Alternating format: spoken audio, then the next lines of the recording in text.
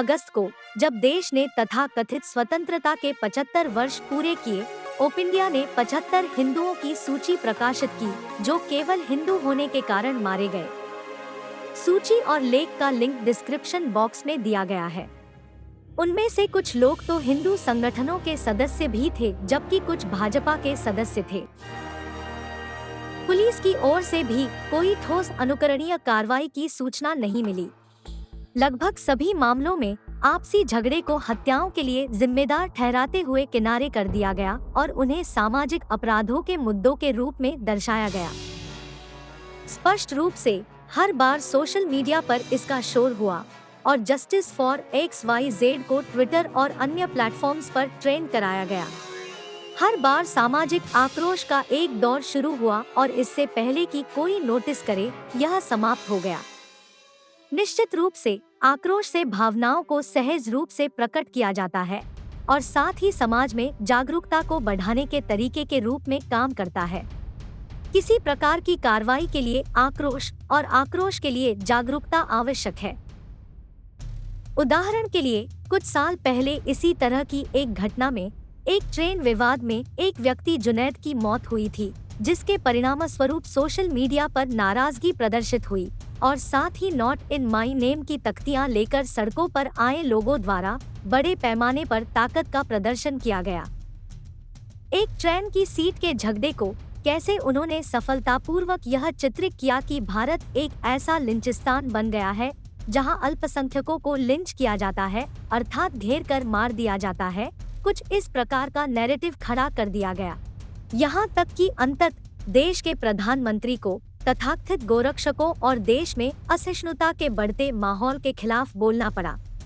कुछ ऐसी है नैरेटिव की शक्ति। इसलिए कम से कम यह कहना दिलचस्प है कि जब कभी भी पीड़ित हिंदू होता है तो सोशल मीडिया पर शुरू हुआ आक्रोश कभी भी कार्रवाई में नहीं बदल पाता।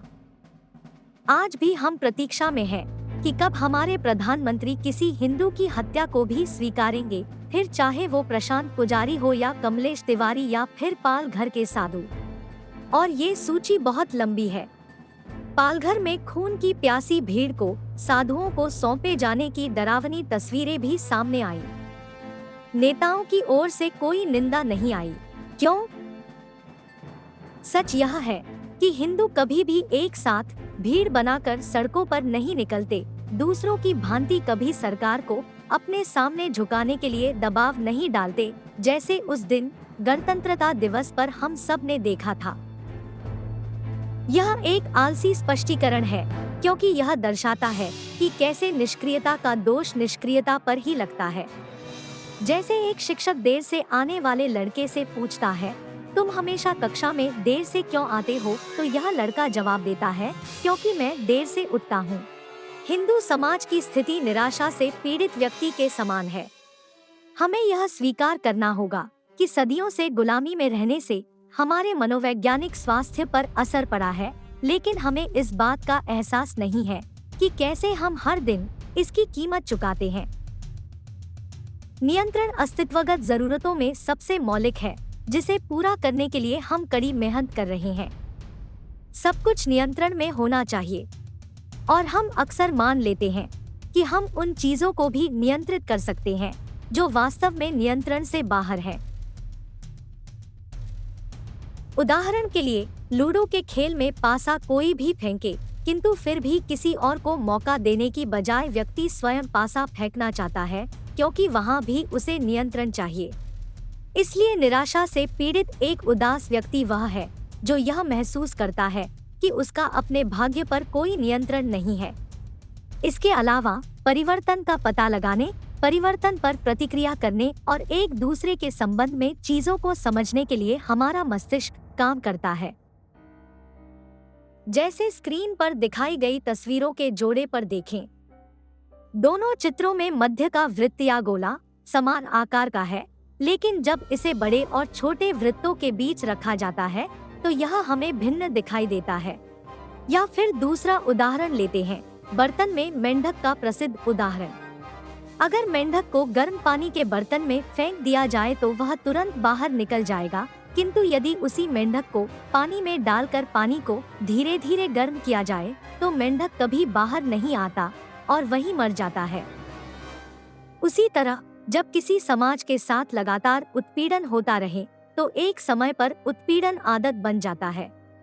और यही कारण है कि इतने हिंदुओं के मरने के बाद भी तथा कथित धर्मनिरपेक्ष प्रगतिशील हिंदू किसी भी प्रकार का विरोध दर्ज करवाने में विफल रहते हैं। इसमें किसी प्रकार का कोई पाखंड नहीं है। हिंदुओं का मन मस्तिष्क बस कुछ इसी प्रकार काम करता है और हिंदू पीड़ितों की यह सूची जितनी लंबी होती जाएगी, आक्रोश का प्रत्येक चक्र, प्रत्येक दौर उतना ही निरर्थक होता जाएगा। वास्तव में यह लाचारी का एक ऐसा दुष्चक्र है जो हिंदुओं को वास्तविक दुनिया में काम करने में असमर्थ बनाता है और यह असमर्थता और अधिक लाचारी की ओर ले जाती है। 1907 में श्री अरबिंदो ने कहा था, जापानियों में एक बहुत अच्छी आदत है, वो अपने गुस्से को अपनी भाषा से बाहर रखते हैं और अपनी सारी शक्ति को केवल कार्य करने में खर्च करते हैं। किसी के प्रति अपनी अस्वीकृति व्यक्त करते समय जापानी बहुत ही स्पष्ट, शांत और विनम्र बने रहते हैं। एक समुराई अपने शत्रु को बहुत निर्दयता से चीरते समय भी अपने स्वभाव को विनम्र बनाए रखता है। वे इसे एक कर्तव्य के रूप में करते हैं, जुनून से नहीं। लेकिन हिंदुओं की भावनात्मक और संवेदनशील प्रजाति में से ऐसा एक भी उदाहरण नहीं मिलता। हिंदू भाषण के आदी हो चुके हैं, बस बोल सुनकर ही खुश हो लेते हैं। श्री अरबिंदो ने जो कुछ भी कहा उसमें हिंदू समाज के लिए बहुत बड़ा ज्ञान छुपा हुआ है। हिंदू एक ऐसा समाज है जो अपनी सारी ऊर्जा केवल भाषा और भाषण पर खर्च करता है और अपना सारा गुस्सा मौखिक रूप से ही निकाल देता है, या कहें आज के युग में कीबोर्ड और कीपैड पर ही निकाल देता है। यह बात हमें बार बार दोहरानी होगी, चाहे किसी को बुरा लगे या फिर कोई हमें एक ही बात को दोहराने का दोष दे, क्योंकि हिंदुओं की समस्या की जड़ यही है। हो सकता है अब तक फिर से वही घिसा पिटा सवाल आपके सामने आ जाए। वो कहावत है ना, सारी रामायण सुना दी और पूछते हैं सीता कौन था। सवाल यह है, हम आक्रोश को कार्रवाई में कैसे बदल सकते हैं? इसका उत्तर है काम करके, और बिना इस बात को सोचे कि कैसे पूरी दुनिया भारत विरोधी और हिंदू विरोधी है और कैसे भारत और उसके विनाश के बीच एक राजनेता या पार्टी खड़ी है। यह सच है कि वैश्वीकरण और तकनीक के विकास के कारण दुनिया बेहद जटिल हो गई है।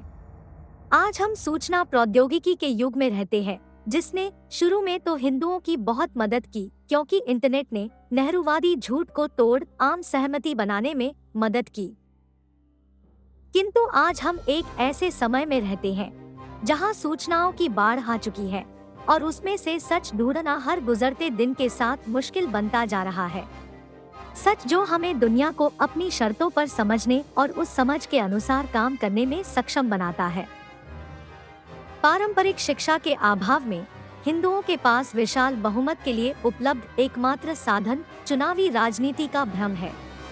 हम चुनावी राजनीति को भ्रम क्यों कह रहे हैं? क्योंकि आपके आसपास क्या हो रहा है यह समझने या समझाने का साधन चुनावी राजनीति कभी नहीं बन पाई। यह केवल एक ऐसा उपकरण है जो तभी प्रभावी हो सकता है जब आपको पहले स्पष्ट हो कि आप वास्तव में चाहते क्या है। कैसे कुछ साल पहले एक अश्वेत व्यक्ति की मौत ने अमेरिका के चुनाव की दिशा और शायद उस देश के इतिहास की दिशा बदल दी, वहीं हिंदू समाज के मामलों में ये ठीक उल्टा काम करता है। राजनीति का प्रयोग दुनिया को समझाने के लिए किया जाता है, उसे बदलने के लिए नहीं। तो जल्दीबाजी के इस दौर में यदि आप वीडियो के इस हिस्से तक इतनी दूर तक पहुंच गए हैं, तो प्रश्न यह है कि ऐसा क्या है जो इस निष्क्रियता और गुस्से के दौर को समाप्त करने के लिए किया जा सकता है। राजनीति पर चर्चा बंद कर दो और आपको जो कुछ भी महत्वपूर्ण लगता है उससे सीधे रूप से जुड़े। धर्म आपका है तो उसकी सुरक्षा के लिए आप किसी और को दोष कैसे दे सकते हैं? वीर भोग्या वसुंधरा। जो साहसी शूरवीर हैं, वे ही इस धरती पर सम्मानपूर्वक जीवन व्यतीत कर सकते हैं। वीडियो देखने के लिए धन्यवाद। कृपया हमारे वीडियो को लाइक कर औरों के साथ शेयर जरूर करें। वीडियो पर अपनी राय या किसी सुझाव के लिए कमेंट करें। साथ ही हमारे चैनल को सब्सक्राइब जरूर करें ताकि अगले वीडियो का नोटिफिकेशन झट से मिल सके।